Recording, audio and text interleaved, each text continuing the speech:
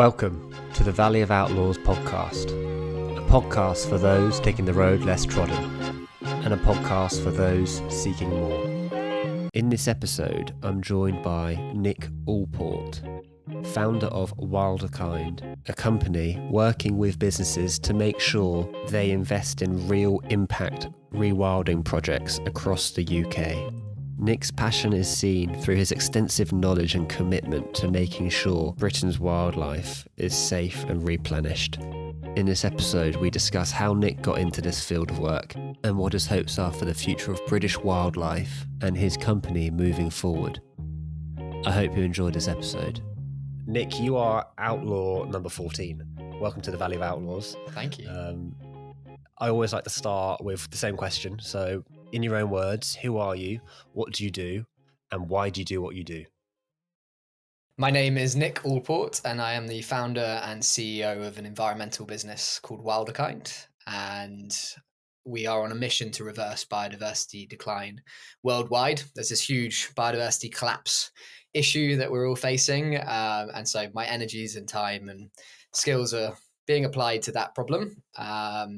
And outside of work, I'm a communicator, I'd say. I love engaging with people. I think that the Gallup Strengths Finder thing said I like winning others over. It's called woo. So that's something I definitely enjoy. I like meeting new people. I'm passionate about being outside, about the natural world.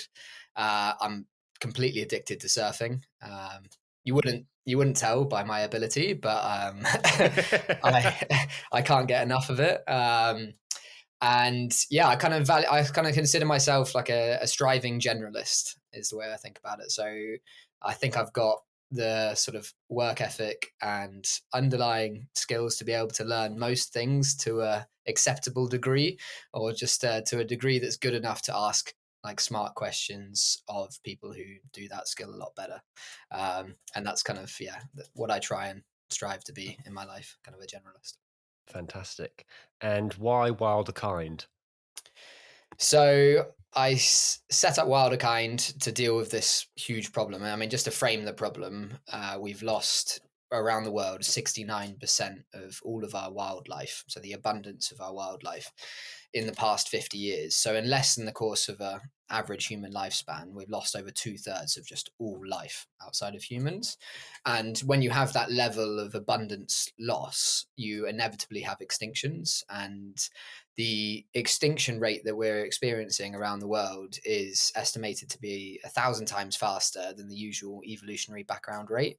Obviously, extinctions are part of evolution, like if you're outcompeted, habitats change and whatnot, climate change. But yeah, the rate is around 1,000 times faster. So a lot of scientists are now saying that, like, if we continue this, or we may already be in it, like essentially a sixth mass extinction event on Earth. There's been 5 in the past in Earth's 3 billion year history. And all of those have happened for some massive disaster happening on Earth. The most recent was a huge asteroid ruining the Mesozoic era, getting rid of dinosaurs, and that's 15 kilometers wide. And we're kind of hurtling towards a level of catastrophe that's on parallel with that asteroid event. And I think when you think of the problem in those kind of terms, it's hard not to apply your attention to that problem. And so Wilderkind was set up to try and fix that.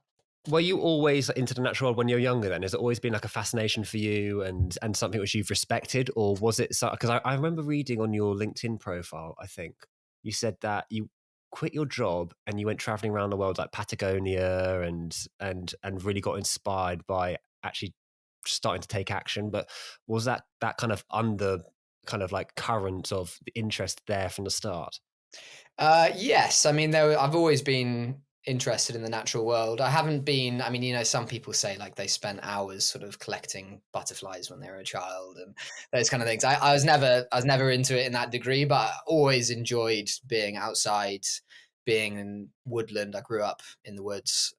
So I've loved that. But I mean, when I left my job, I worked in quite a corporate environment, running like a sales team, selling into large tech organizations like Google and Microsoft and Salesforce. So I was very much in that world and recognized that I just had a background level of like dissatisfaction. Like I really enjoyed certain elements and I couldn't put my finger on what it was that I wasn't really like connecting with. So I did that for like 6 years in that career, and eventually took some action to change course, and that led me, and I can talk through that perhaps, like the steps Yeah. to Do you know get what to would be that decision. what really interesting is understanding, in that kind of role, if you've got the ability to now to think about it, is like what was the causes which, and what were the things which are making you probably dissatisfied and not feeling like you're, having enough impact, and what was your mindset towards that, and what was the kind of the big changing and turning points? Yeah, absolutely. I mean, it was quite methodical, the process. So I've had this feeling of dissatisfaction lingering for quite a long period of time. Couldn't put my finger on it. I had a great manager who was made redundant and left the business, which is a great shame. But when he did, I was essentially employed him as a coach to help me think through these things. And he takes like a values based approach. So over the course of a year, I spoke to him on like a bi-weekly basis. And the starting point of those conversations were to figure out kind of what are your values? What do you value?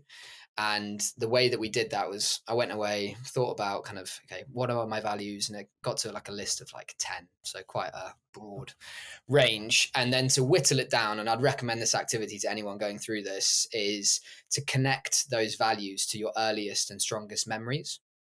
And so Interesting. So you why would you do that? so we are, and the all we are really is a summary of the stories that we tell ourselves about ourselves, and that's reflected in the memories that you hold. Because if you're consistently retelling yourself a story about, oh, when I was younger, I used to do this, you're subconsciously just reinforcing this narrative, which is the underlying value that you hold. And so when you go through those values, you find some. So, for example, like adventure is one of my values that I hold core, and I have one of my earliest memories is sort of running away from my family along the River Thames and going like further than I should and exploring and then coming back. And I was really young at that point. And those early strong memories, it sort of whittled the list down to about four. And then I've kind of realized that, oh, that is a constant theme throughout my life. Like when I'm in a state of flow or I'm really enjoying things, I feel at harmony with myself. I'm doing some of these activities, and preferably hitting all four of those values at once. And I then whittled it down to the four values, and then realized at work I was really over indexing on two of those. One of them being like a sense of achievement, and I was in sales. And for sales, if you're into achievement, like it is the best profession for you, because you know exactly when you've done well and you know exactly when you haven't, and it's very clear um, system of measurement. And so I realized I was doing really well on that, really enjoyed elements, but two of the values I completely ignored and wasn't like living those at all and spending any of my time dedicating towards that. So that kind of prompted me to say, all right, I need to create a career or create a vision for my life which encompasses all of those values. And then that led to, okay, I'm going to step away from work, take some time off, go travel, get that sense of achievement, a sense of adventure, sorry. And then during that process, come up with a way to live my life that sort of embodies or lives in harmony with those values. Beautiful. And creating, I guess, that space to actually be able to think, which is like the hardest part to do, especially when you work full time, is actually be able to have that ability to have the space to let ideas and kind of things come into your mind. It's hard, yeah. And I think when you're thinking about making a change, it's often tempting to be like, oh, you've got to follow your passion.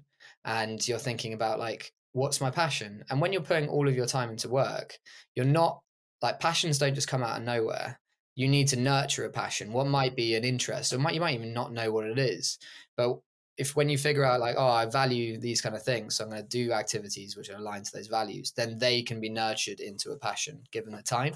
But when you're working, you can get stuck because you're like, I don't have a passion, so I'm only going to quit my job if I go after a passion. And because I haven't put any time into developing a passion, I don't really know what I'm going to do. So then you get stuck in this sort of limbo period where you only want to quit for this absolute idea of this amazing passion, and so you Yeah, yeah. don't end up doing anything.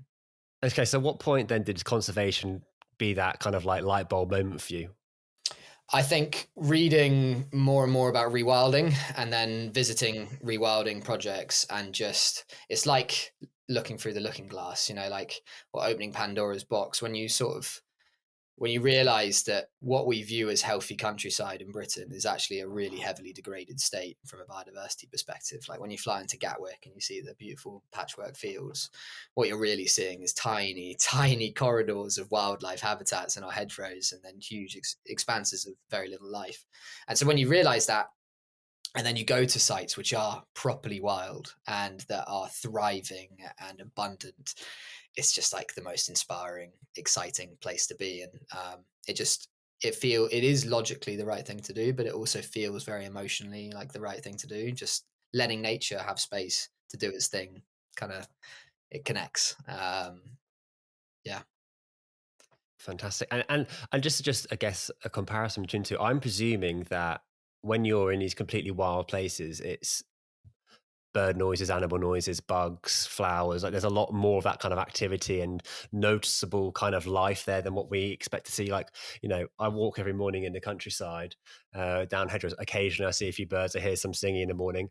I rarely see bugs anymore. Like these are, I think, some of the big topics as well, aren't they? Really to actually kind of like highlight and talk about initially in the UK for people to kind of spot and recognize. Absolutely. And even the species that we kind of saw or took for granted when we were children, like hedgehogs. I remember seeing hedgehogs when I was a child fairly regularly. And, we've lost 75% of our rural hedgehogs in 20 years. That's three-quarters of them are just gone. And so you don't see them anymore. You might see them in an urban environment sometimes, not a particularly healthy place for them to be. And you mentioned the insects thing, like I remember driving with my dad, going to like a swimming lesson and getting bugs all over the windscreen of the car, and it just doesn't really happen to that same degree. And our benchmark for what's healthy is kind of what we grew up with as children. And there's this theory called shifting baseline theory, or shifting baseline syndrome, sorry, which is essentially because we benchmark on what we knew as children, that state is already heavily degraded. So it's not a good benchmark for us to take. And so we think, oh, it's degraded a bit. But when you step back several generations, or even just like to our grandparents' generations, it would have been really normal to hear like turtle doves, cuckoos, nightingales. All of these sounds would have been a rich tapestry in the air or in the soundscape. And we just don't have that anymore. And if you go back even further than that, there's like tales of sailors and fishermen in like the 1600s where there was columns of herring that were like miles long at sea, and there's so many that the sea looks like it's boiling because there's just so much activity for such a large expanse. So I think it's hard to imagine and understand the scale of loss that we've gone through. And when you can flip that on its head when you say, oh, what can we imagine when we create a properly wild area and we let nature recover? It's hard to imagine, but that's part of the excitement of it. It's like, what will come back? We don't know, but it's going to be pretty amazing. Yeah, no, that is beautiful. What do you think some of the biggest misconceptions are then of conservation? That's a tricky one. I think there are, to answer a slightly different question, but Sure. there's misconceptions between conservation and rewilding. And rewilding is kind of the sub bracket of conservation, but the largest difference of them is like traditional conservation, which has done some incredible work over the years, not to discount it at all, but it's essentially protected some areas. So say if an area, a nature reserve, has got a particular species which is on like the red list, it's very likely to go extinct. What conservationists will often do is manufacture that habitat through human intervention to make sure it stays in stasis, so it stays in that exact spot and doesn't change, so it can provide the habitat for that species. So it's quite geared towards particular species, whereas rewilding is more about putting nature in the driving seat and focusing on overall ecosystem health and complexity and abundance, and not prioritizing a particular species over another and just letting nature recover in its own way. So it's a little bit more hands off in its approach, and I think that's quite often sort of misunderstood. And that definition is kind of Is it far more easier to actually achieve and actually manage a rewilding then, in terms of, you said you're just basically allowing nature to come back as it wants to in its own ways? Yeah, it represents its own challenges, but so rewilding in the beginning stages can require quite a lot of intervention. So you might look at a particular patch of land that doesn't have any grazing animals on it, for example, or has too many grazing animals in it, or has internal fences. And what you might want to do is say, okay, this is a healthy amount of grazing animals to have on here that's going to keep this battle between flora and fauna. It won't let the vegetation succeed too much, but it will also sort of keep a dynamic environment. And so there's quite a lot of stuff that you need to do in the beginning. But once that's set up, then you can just let the ecosystem go and recover. And so in the short term, perhaps a little bit more intervention, and in the long term, a lot less so. Okay, wow. How long did it take for you to actually learn and understand this in terms of kind of the timelines, I guess, and the kind of level of detail and work which needs to go into it all? Very much still learning, and I started. I think I first read about rewilding about 5 years ago, and it was immediately an interest. But obviously, I was spending my time in other ways, so it was kind of something I'd read books about, and um, and it was only when it became last year I spent a lot of time reading up about environmental degradation and rewilding, so a lot of time there, and now I'm practicing it every day. I'm getting to speak with people who are a lot smarter than me at it, and know a lot more. So just trying to absorb as much information as possible. Do you find that because you're also in like a career path now, which I said you're living, breathing, loving, that you essentially are just so much more open to learning and trying to improve in it? Like that's what I usually find out when I'm working or doing projects which are more personal to me and I'm more engaged in. Like, there's no time limit to it. You know, there's endless amounts of information I want to know, and I'm happy to take as long as I need to take to learn Yeah. Yeah, absolutely. It's something you're heavily it. interested in, and I think that's that same thing of like you feed a passion, and the more you know about it, the more you realize you don't know, and that sparks more curiosity. It's that gap, like that I can't remember the exact saying, but the closer you get to being an expert, the more you realize that you're not an expert. Um, Yeah, and yeah, so, yeah. yeah, you definitely think. But I think that's applied to everything. When you're living your life in alignment or in harmony with the values that you hold within this, like aligned to the story that you tell yourself, everything becomes frictionless. It becomes so much less laborious, and more Yeah, yeah. enjoyable. Fantastic. And in the UK, it'd be interesting to deep dive into kind of like rewilding at the moment. Are there a number of programs? What's the kind of scale we're talking about at the moment of rewilding? It's pretty small scale still, but has gone through an accelerating period. I'd say probably exponential period in the past 10 years. I'm not sure if you're familiar with the NEP estate, which was one No, of the first. tell It's me. big flagship rewilding projects run by Isabella Tree and Charlie Burrell. It's in Sussex, and it was it is one of the flagship projects for rewilding. And they wrote a book called, or Isabella Tree did, called Wilding, and that's a great introduction to rewilding in general. And off the back of that, so many people got into the space. It was one of the triggers that got me more involved in the space. And since then, in like the 2020s, around lockdown time, so many rewilding projects started opening up. But in terms of land mass, it's still, I don't have an exact figure, but it's way under 1% of land is properly rewilded in Britain. So it's still a very small fraction when you. Are there statistics of what percentage of the UK still could be or should be rewilded? Is it pretty a lot of information about that? Yes, yeah, there's lots of predictions. I mean, the UK government has said that it's going to protect it 30% of our lands and seas. Um, that doesn't mean that they're going to be protected for, like, in a pure sense from rewilding. And the sort of definition that they use is quite loose. And we're way far off being on track for that. It's 30% by 2030 is the target, and I think we're at like 4% at the moment. So we're a long way off. Um, yeah, there's a lot of work to be done. Wow. And I guess the other thing is it's also about raising awareness for people. And I know obviously with your business, you're working with businesses to help them actually connect to the right kind of projects. But how much of it also is education? I mean, that's a big part of it, and I think education doesn't stop at school. So it's education across society that needs to take place. I mean, school is a great starting point. I had heard recently. I'm not really plugged into the school environment. I don't have kids yet, but I heard that the natural history is being picked up as a GCSE, or there's plans to do that. I think that'd be a great step forward. Um, and I think just shifting from this thinking that we are separate from nature or separate from the natural world, and there is some kind of delineation between us and nature. And like even the phrase like, oh, are you interested in nature? It's like saying, are you interested in your own body? Is kind of of course. We Like, are. yeah, we are. Yeah, we are it and it is us.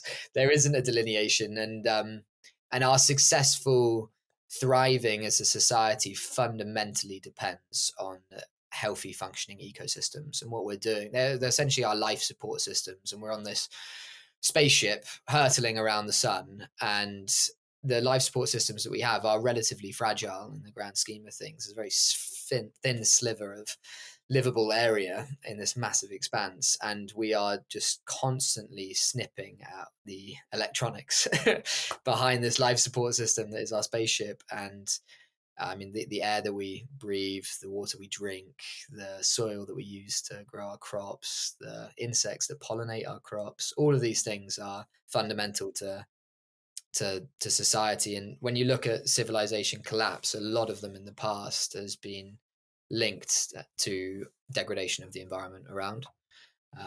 It's interesting. We went to Guatemala, and the indigenous people there. That there was a huge society that lived there up to like 1,000 years ago, and they had like cities with like 15 million people in, and they got to a point where they deforested so much of the forest that there wasn't enough precipitation creation from the forest, and so they had huge droughts which killed off huge like loads of people, and the civilization just collapsed. And there's other theories of contributing factors, but that's agreed to be one of the leading ones.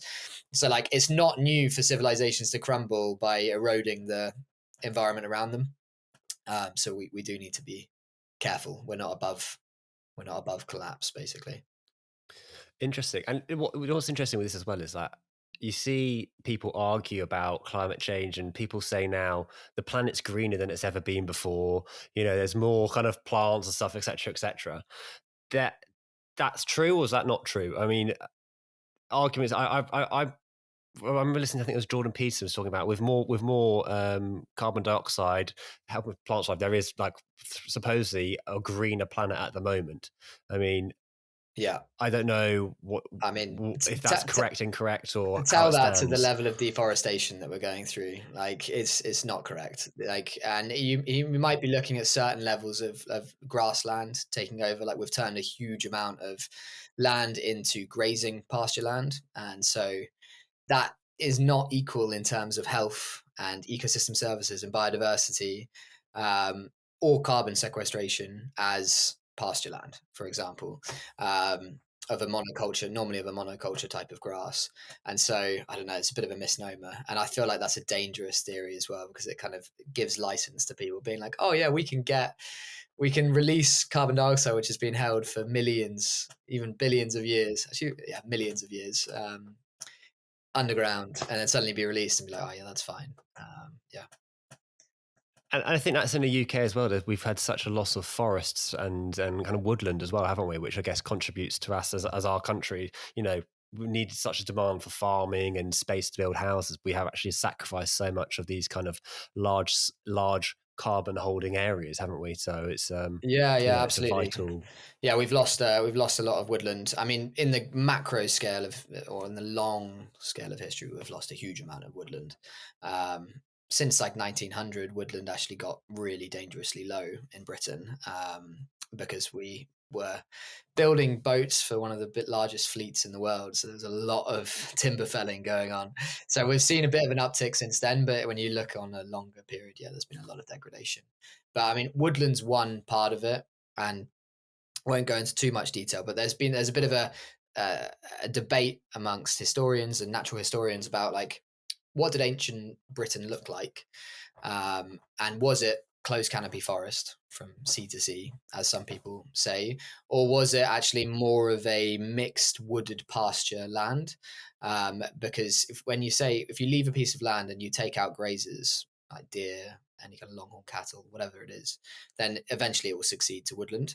But when you have grazers in that place, they will create like patches of woodland. So if a lot of England, the sort of leading theory now would have been sort of open wooded pasture where you've got clumps of woodland and then you've got some long grasses with grazing animals and then more clumps. So none of this monoculture, and that would have been completely changing constantly. So like dynamism is one of the most important things that you can have in ecology. Everything must change rapidly and constantly. Why is that then? It's because, why is that? It's because when you have a monoculture in a certain place, then it starts to, if you haven't got a factor that's going to change it, it stays in stasis, and other parts of life can't gain a foothold. So there'll be, when you say chop down a tree, so if a tree is knocked over by a bison, then trees will start to coppice. And when they coppice, like chucks out loads of different little branches and shoots. And that's an amazing habitat for butterflies, for insects, for other types of birds. And then eventually that grows up into trees. And yeah, it's that changing landscape. Like every step of the way has a foothold for a different type of life. So if you just keep a closed canopy forest, you're only prioritizing certain types of life. Interesting. Very, very interesting. That, in terms of, I guess, education of like the adult and the wider population as well. Like, what are you guys doing actively to kind of promote this and raise awareness to it? So we're mainly taking from like a business approach. So we only work with businesses, with B2B, and our whole thing is like, okay, how do you engage a workforce with the restoration of their local area? So when we work with a company, they'll select a rewilding site near them, and then they can fund a specific project within that rewilding site. It might be rewiggling a river or introducing a species. And then the big part of value that we add is like taking those employees on a journey of discovery and recovery. So starts with like a bit of a introductory keynote around like biodiversity loss. Why are we doing this work? Why is it important? And then they get regular updates informing them on like, how does rewilding benefit different factors like water quality or flooding or drought or biodiversity?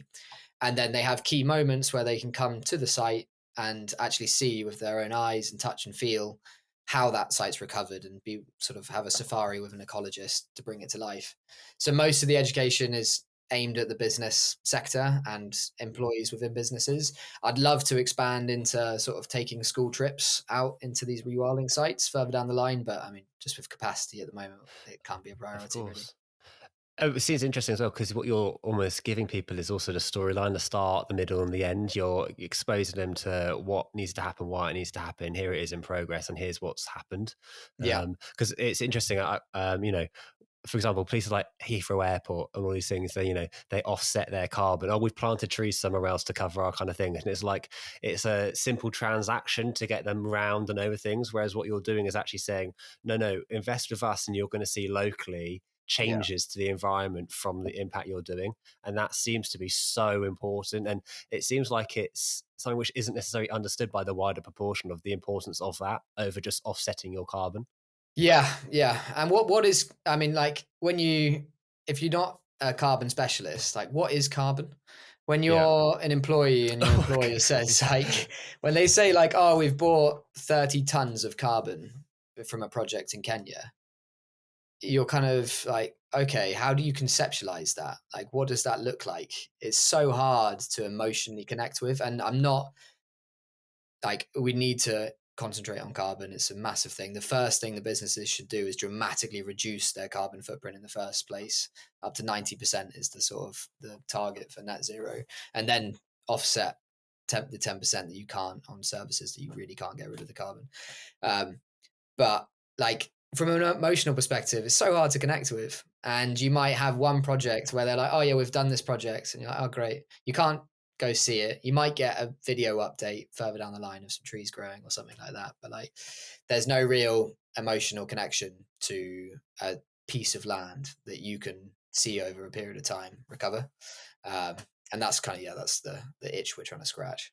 The emotional connection, is that something which you are really trying to actually work on, trying to get people to actually recognize and actually connect to these projects rather than just a transactional trade of this to that, and this is going to help me move forward and, Yeah, helping absolutely. cut. It's embarking on a journey of nature recovery is what we're trying to do. So you start off, we're basically at a start of degradation in Britain. Like, the state of things is terrible. We're in the bottom 10% of countries for the intactness of our ecosystems worldwide. So we're right at the bottom of the list. We often like preach about like, oh, protect the Amazon. Obviously needs to be done. But like, we used to have rainforests, temperate rainforests all across Cornwall. We just don't have them anymore. We just lost them so long ago because we've been densely populated for such a long time. And we don't even think of ourselves as, we don't even sort of conceive of the loss that we've had. What are some of the biggest and most obvious losses? Okay, so you named the rainforest and stuff like that there, but what's some of the biggest and most obvious things in the UK which we've lost, which maybe people aren't necessarily aware of? I mean, people might be aware of this, but like, every single river in Britain would have had beavers occupying it up until 500 years ago, 400 years ago. And beavers are the most incredible ecosystem engineers. Their dam building activities, essentially, they build dams to slow the flow of water and create enough depth in the water that they can create their lodge, and their lodge can have an underwater entrance to it. So they need to create this deep water. And when they build these dams, they have this incredible effect of slowing the flow of water going down streams. And so there's a study out of the US that they studied water flows over a 2.5 kilometer stretch of river that didn't have a beaver dam on it, and the water took 3.5 hours. And then they introduced a beaver dam, and it took 11 days for that same water to flow through. Wow. So the beavers dramatically slow the flow of water, and whilst they're doing that, their dams have loads of vegetation growing on, which purifies the water as well. They're amazing at like sucking up phosphates and nitrates and insecticides, all these different things, topsoil as well. So they reduce the amount downstream. So that's a really important thing. Like, obviously, we've got big water quality issues in Britain. If anyone's picked up a newspaper, like 14% of our it's all over the place, and like only 14% of our rivers are in good ecological health. And you've only got to look at the Thames, haven't you? Yeah, I know. I mean, we grew up around the Thames, and I mean, I saw over the summer there was like 6 teenagers that were put in hospital having just gone for a swim in the Thames, picked up some horrible stomach bug. And a lot of that is obviously sewage, like raw untreated sewage being released because of our antiquated like waterworks. But a lot of it is because when it does rain, what we've done is in our uplands, we've grazed our uplands to within an inch of their life, mainly with sheep. So there's no vegetation there anymore. So when water falls, it lands on this compacted ground, which shoots down the fields, and actually shoots quicker than it does in some of the drains that they put into fields. So it's more effective on top than it is on like the drain designed to do that. And it shoots down into our rivers. A lot of our rivers we've straightened over time. So instead of having a natural wiggling course through our countryside that should have beavers on too, they're straightened. So when we have a heavy rainfall event, and we're having more and more of those with climate change, the water just funnels as quickly as possible out, hits our towns. It takes with it a load of sewage because the waterworks companies can't deal with that overflow, and they don't want it flooding into towns.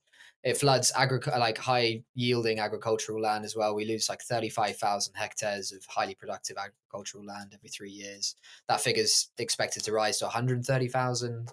It's like a 4-fold increase by 2080. So yeah, it's a big situation. Sorry, it's a rambling answer, but like, we No, need you know what though? It's beavers. super interesting. And we need them. We need them. I love that. That might be the title of this. We need beavers. Yeah. I mean, if there's one takeaway from the conversation, then yeah, let it be that.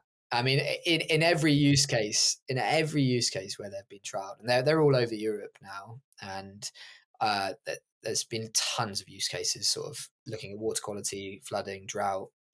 They make sense, and they're cheaper as well. Why were they I guess, extinct from the UK? Why have they gone? Why did they go before? Hunting. Their pelts Really? Okay. were used and popular, and there's also, and I'm not sure on the details, but there's a certain gland that they have which was used for certain things. I think for perfume, and there was other uses for this particular gland that was popular. And I think they died out. The last ones died out in the 1600s at some point. Um, so yeah, from that point they were just gone from the rivers. Wow. Okay. And so back to this kind of emotional connection point as well. Like when you have got people and businesses there, are they, once they're actually involved, are they far more kind of engaging day to day to go, actually, how can we improve more as a business? Or do you find that you're still trying to push people? They're saying, okay, we've given you this much, but we still need to maintain this kind of control of what we can do. Is there still pushback? I mean, they're so keen to get involved. Like when they come on board, they really want to volunteer at the site. They want to get down there as much as possible. So like part of the challenge is finding enough volunteering work. If I'm honest, like quite a lot of Really? rewilding's hands off, and we've got this big workforce of people that want to go and do things, and you only want to get them doing useful activities. So always got an eye out for kind of what would be a good thing to apply them to. And then the holy grail for us as a business is tracking, like, if they're more engaged environmentally, are they more productive at work? Are they more likely to stay at your company? Does that lead to a increase in employee retention? And that's part of the thing that we're trying to track. Like, we know that 40% of Gen Z and millennials will leave their workforce if their employer doesn't take meaningful environmental action, and that number's just going up and up and up. So businesses have like a employee business imperative to retain talent. You need to do something environmental and something tangible, and so that's kind of part of the value that we try and add. That's one of the things we sell to, basically. There's 2 points to that as well. That I completely get that and recognize that. And there's also the point of, like, especially when you're in cities, working in a concrete environment where you're just seeing buildings and seeing all these man-made constructed things, the lack of inspiration, like the well-being of your staff, dramatically drops compared to if you've got beautiful outcrops of forests or little bits of, wild to kind of look at, to kind of almost refresh your mind and your body. And those kind of things I know are super important as well, aren't they? It's something which companies are probably looking more to do and more open to actually relocating outside of London for certain reasons like that, I'd imagine. I would, yeah, I'd imagine too. I mean, I can't remember the details of the study, but it was essentially like looking at the backgrounds when you're on Zoom, and even just having like some greenery in your background increases the engagement of the person that you're speaking to, or through video Wow. conferencing. So like, Really? it's something we so love. I mean, it's something we so value as well. Like, even people who live like the most city lives that think that they are so far removed from nature will still pay a huge premium to live in a flat that overlooks a park. Like, we know inherently that we need that connection, and we'll pay premiums to do it, even if we then don't follow it through to then look after nature around us. Like, there's something inherent in us that knows we need that connection with nature. How do we make this kind of topic, I guess, more important and pressing for businesses to be coming more out of the woodwork to be working on the right projects? Is it essentially just wider knowledge and more kind of rewilding projects, or is there something else you guys are looking at? Um, we're just trying to make it really easy to have an impact quickly and measure that impact. And the more effectively we can do that, and the more we can scale out applying that. At the moment, it's pretty manual. And so we're looking at ways in which we can build like a platform which automates some of that process and connects businesses with rewilding projects, and takes them on that journey and does a bit of the heavy lifting for us. So I'm hoping that that will help us scale out. But I mean, Will, I'm open to suggestions. Well, do you know what I find interesting is, like, this, you see so many things of like an adopt an elephant or something. You're adopting all these animals elsewhere, and we don't see many kind of things as much in the UK of like invest in this or contribute to that in the same kind of scales. It's far, the WWF does great things of helping raise awareness for rhinos and hippos and elephants, which are all starting to and you can adopt this animal, you can sponsor this, but we don't see these kind of like local projects pushed as much, I guess, do we? It's not in the mainstream media as much as Africa is, let's say, or Yeah, Asia is with their kind of. Absolutely. I mean, and if you look at, we have one of our biggest tourism exports is safaris. Like going to Africa, a country in Africa, and doing a safari, we pay a lot of money for, and we're utterly obsessed with nature documentaries. Like Attenborough is literally a living god. He's on Yeah. such a pedestal that we value him so highly, but it's such a disconnect between that and the actual state of the environment in Britain and the state of our ecology. And so I really hope, and I do expect, that we will start having domestic tourism to rewilding projects within Britain, because we do have amazing, like beautiful animals, like, and we have a rich, incredible ecology, but we kind of take it for granted, and it's so degraded that there's so few of it that it's quite hard. But if we create proper wild, connected areas that you could walk through and take like a walking safari through, I mean, that would be an amazing thing. Well, what a goal to set! It'd be fantastic. I guess also it's down to also what else people can do at home as well. Even in their back gardens. Well, What are yeah. some of the things people? What are some of the things people can do, and small changes they can do to kind of, I guess, help keep their gardens in a high biodiverse kind of percentage? Yeah, it's a good point. I mean, our gardens collectively make up 3% of Britain, which is a quite considerable amount. I mean, even like if we could rewild 3% of Britain, that would go a long way to recover our ecosystem. So, good question. Um, there are a number of nature-based gardeners that will be able to advise a lot better than me. But I mean, some great steps that you can take is don't mow your lawn obsessively. Get over the obsession with tidiness. Like keeping your lawn really, really short just gets rid of any kind of habitat. Do not use pesticides or insecticides. If you've got like an aphid problem, introduce a type of plant that will attract ladybirds or another natural type of predator for aphids, for example. Like there are loads of nature-based solutions.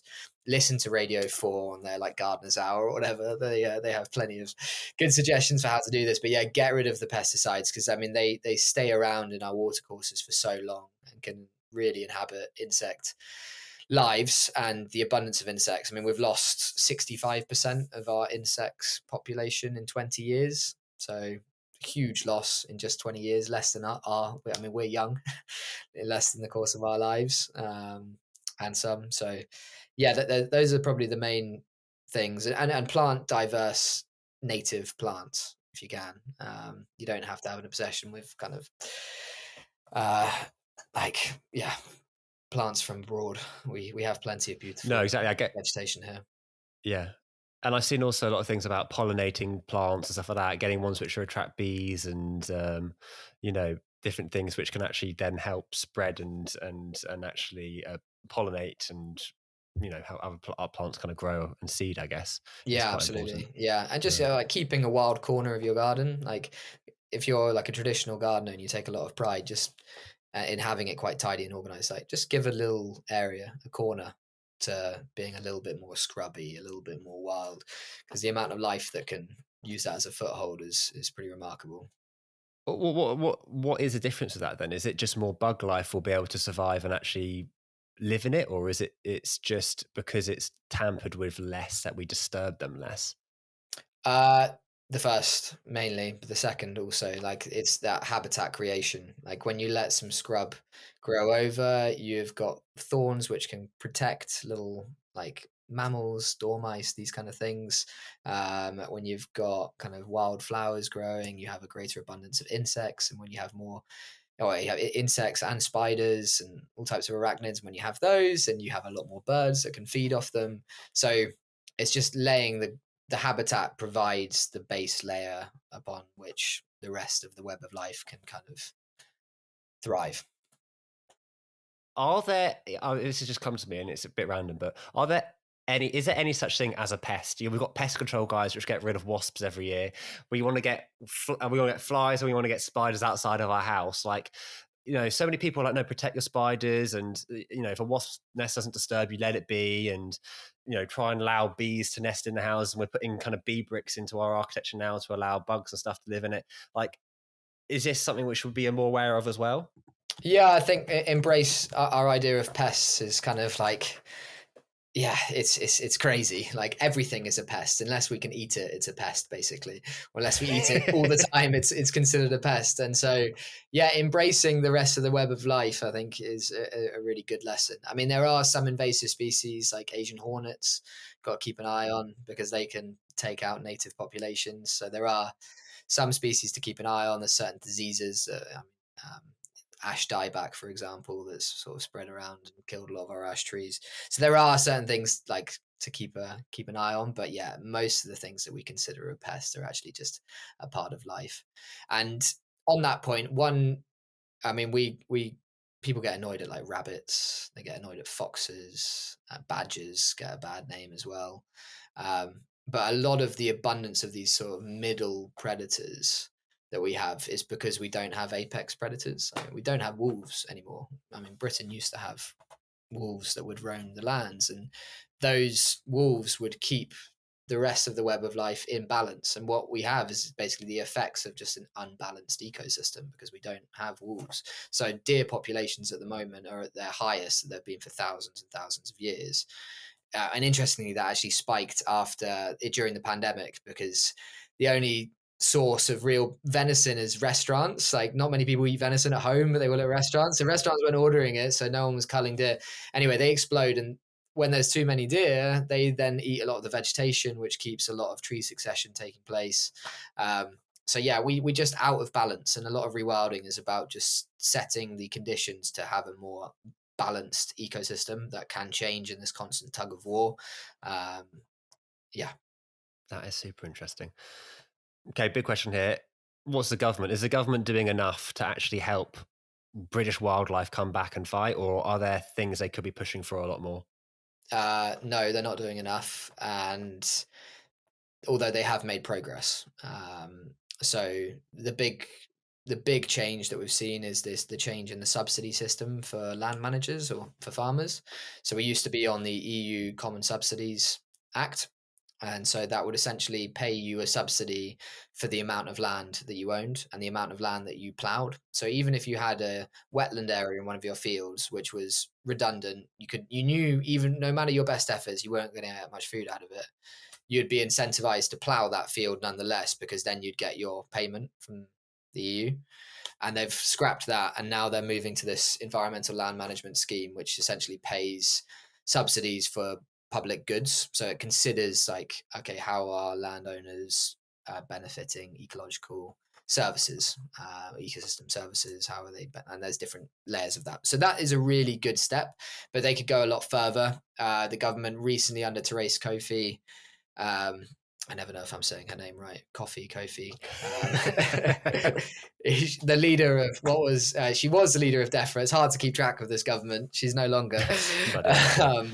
But she recently said, like, we're not prioritizing species reintroductions as a way to deal with the nature problem that we have. And I think that was a really misguided step. As I've mentioned, like, beaver introductions work. Loads of other species introductions can really be a tool that's constantly fighting for us to improve ecological health. But we have this obsession that humans have to be doing it. So instead of introducing beavers upstream of a flood risk area, we say, oh, okay, let's ring the whole town in a massive flood wall instead, made out of carbon intensive concrete.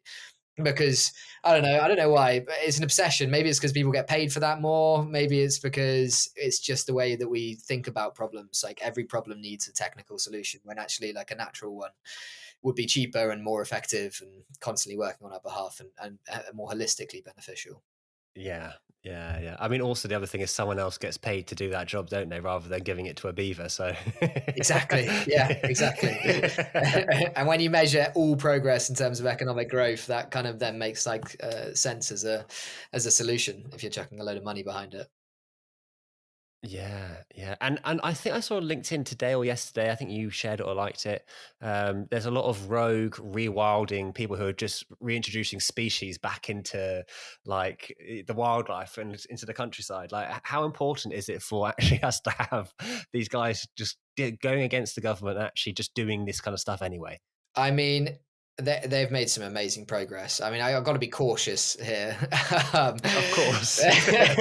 But for example, beavers I think it was in about 5 years ago, maybe a bit longer, turned up on the River Otter in Devon, and they either arrived there by miracle or by escape from an enclosure or by a release, and it's most likely an illegal release that took place.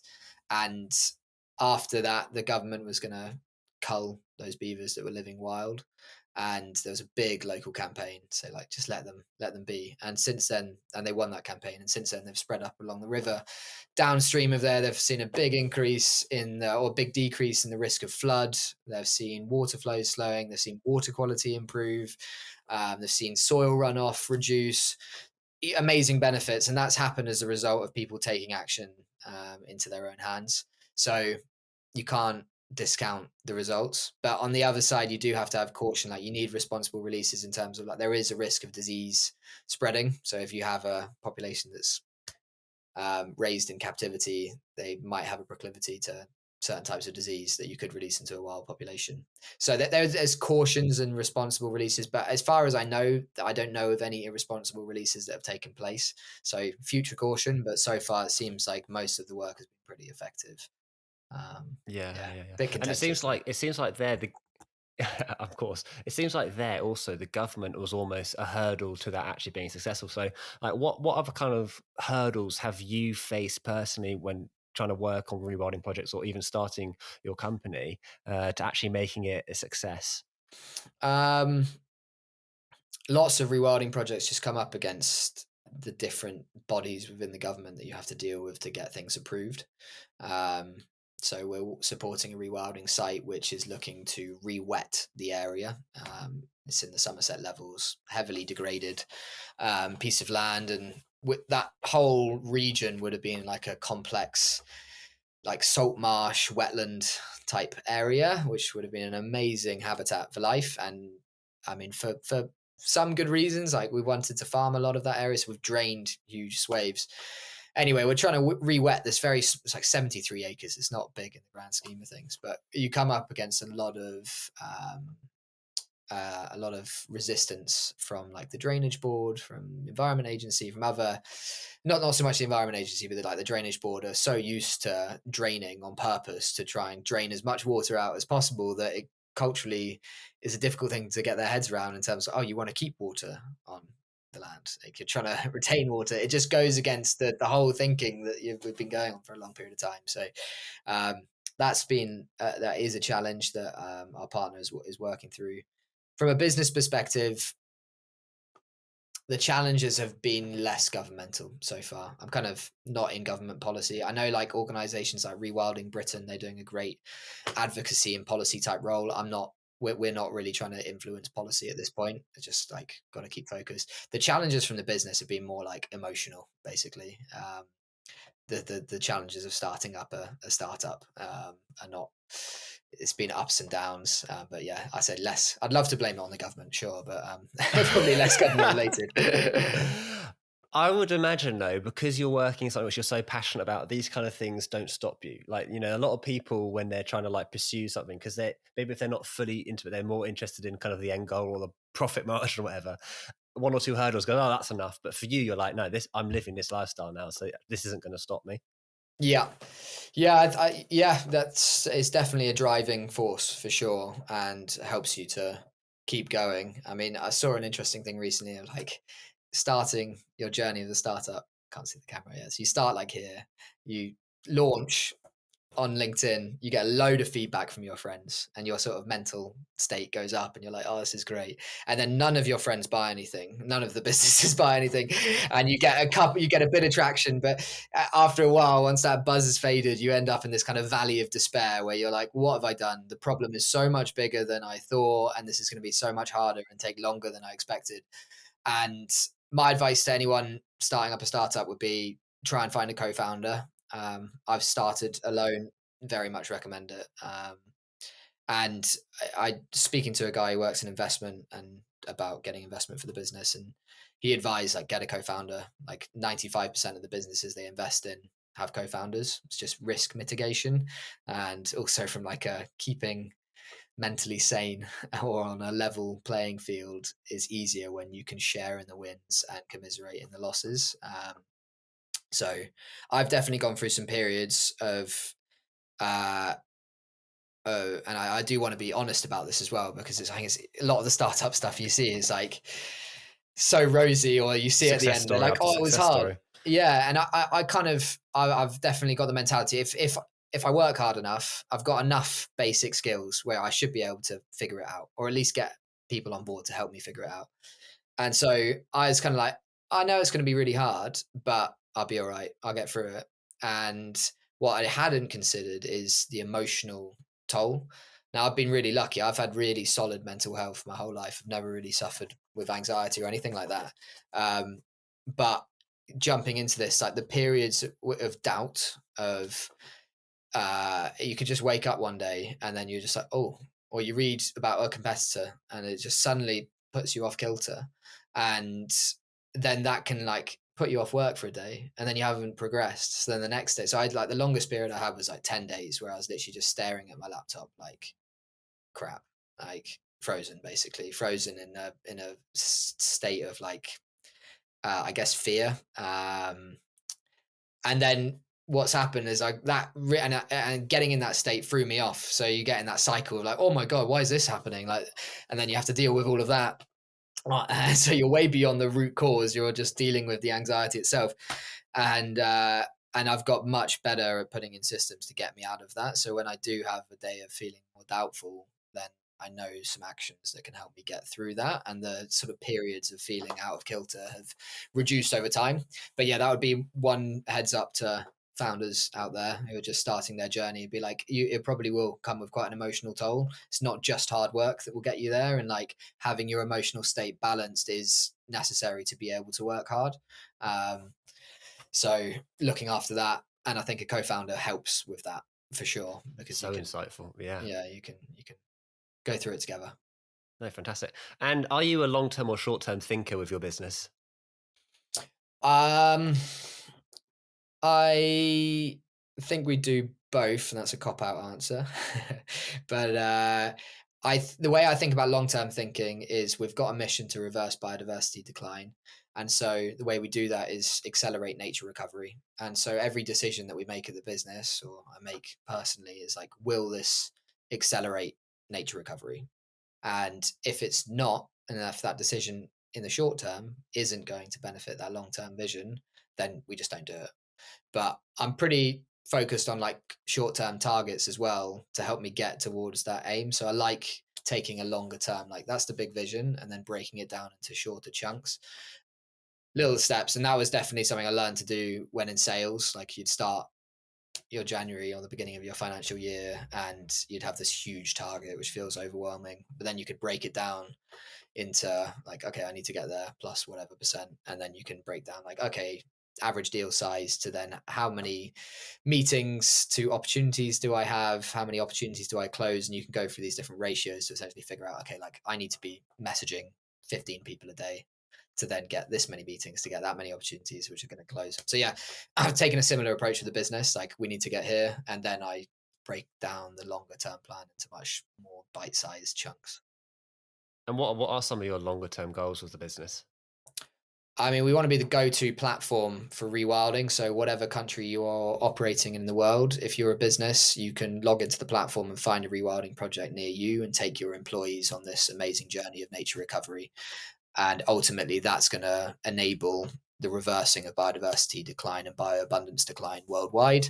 We're going to create a much healthier, more abundant world that we even struggle to imagine right now. So we're going to enter into a generation of recovery rather than of degradation that we've been in for the past centuries. How much do you think part of the problem with I guess people's lack of commitment and awareness to this problem is I guess technology and screens and being away from actually seeing the wildlife and being outside? I can imagine it's a huge contributor. Yeah, I would imagine so as well. I mean, children spend so much less time playing outside. We all do than we used to. And I think that has a massive impact on mental health.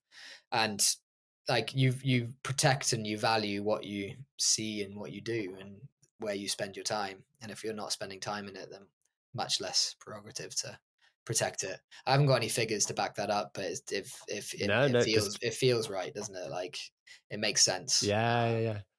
What would be your steps, I guess, to connect with nature more then for people? A morning walk for me is just absolutely essential, and that's been something that I've introduced since starting the business, just to help stay on a level playing field. I feel like it's such a boost for my mental health. So getting out every morning and just getting that natural sunlight and seeing the life around you and observing it. And if you walk the same route, you see different life, and you can see sometimes the same animals again and again. Um, there's a level of connection there, which I think is important. Um, and go visit a rewilding site, like go take a safari around the Nep estate, for example. They're really well set up for it, and they take you in a way that shows you the depth and complexity of life. So we were walking through, and the ecologist said, okay, look at this.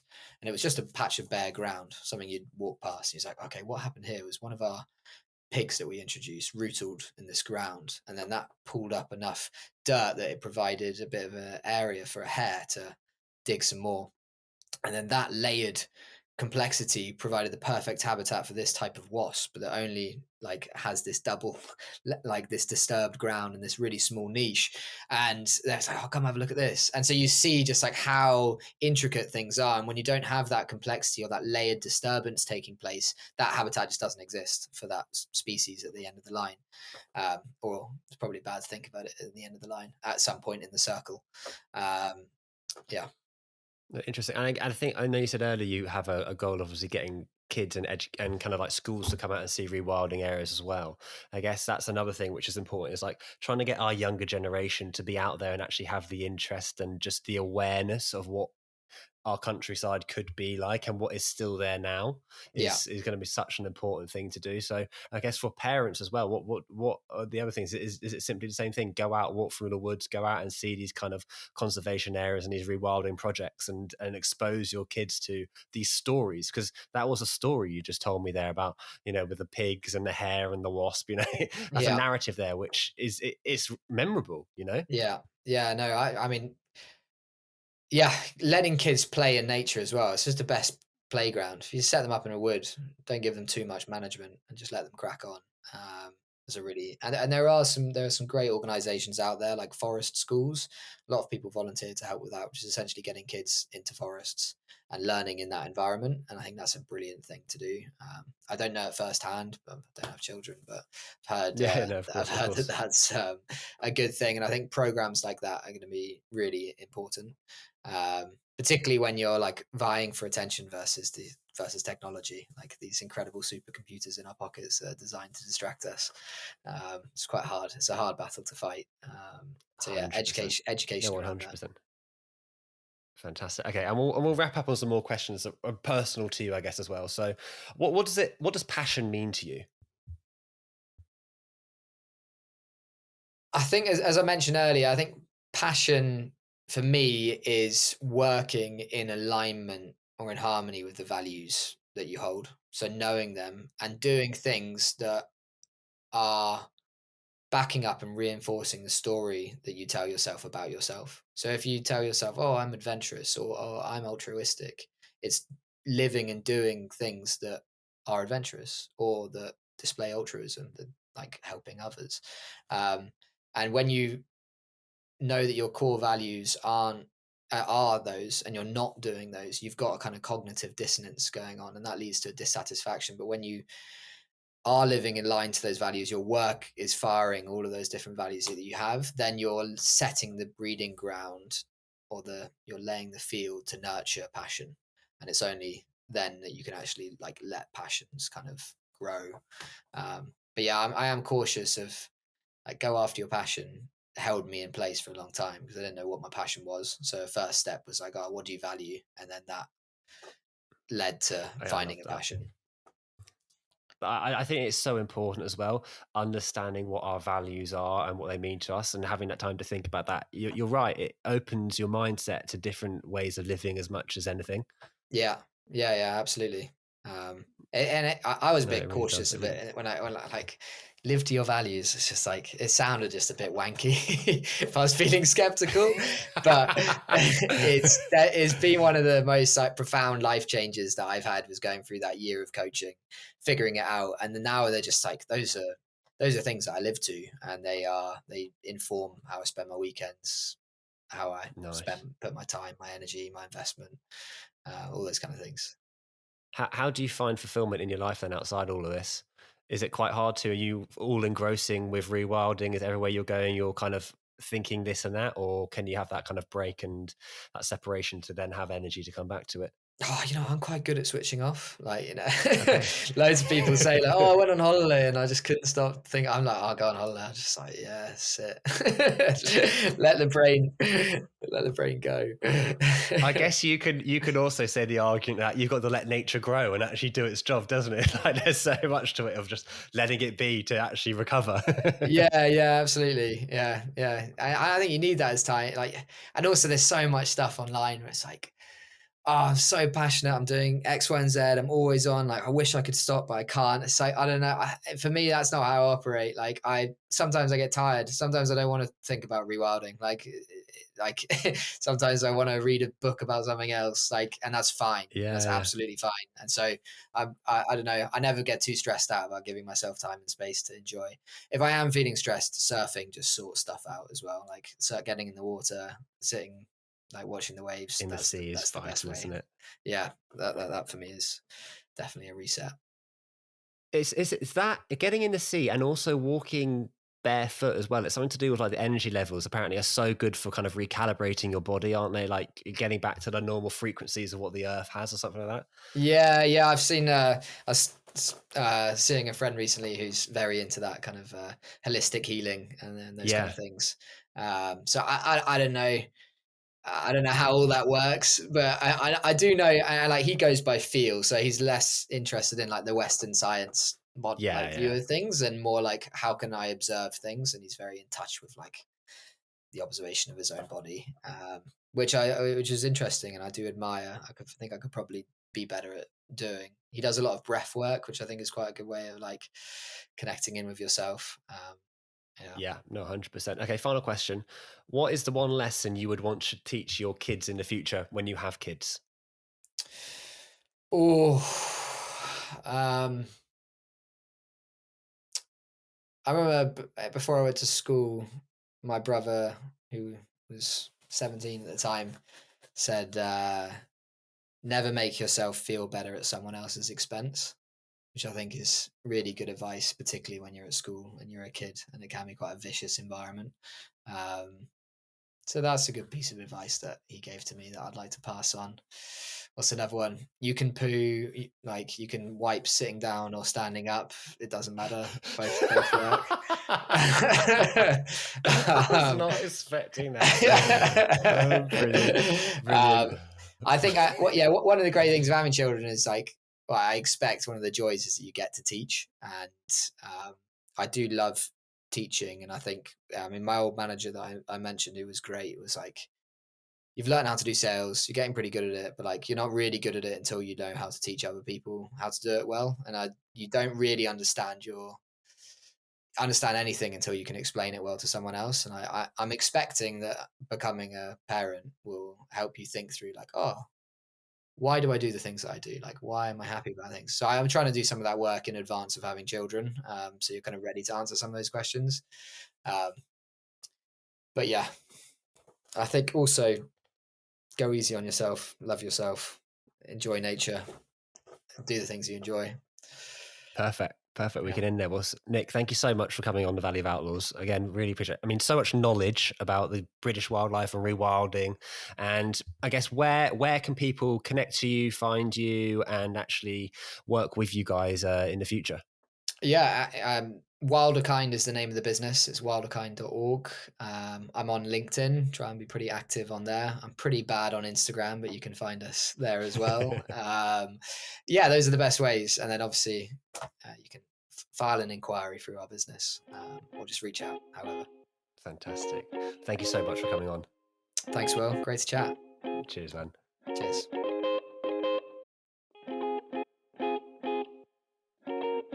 Thank you for listening to this episode of the Valley of Outlaws podcast. If you did enjoy it, please share, like and subscribe, and please tell all your friends about it. We're very excited for where this is going to go. We've got people to speak to and stories to tell. Thank you.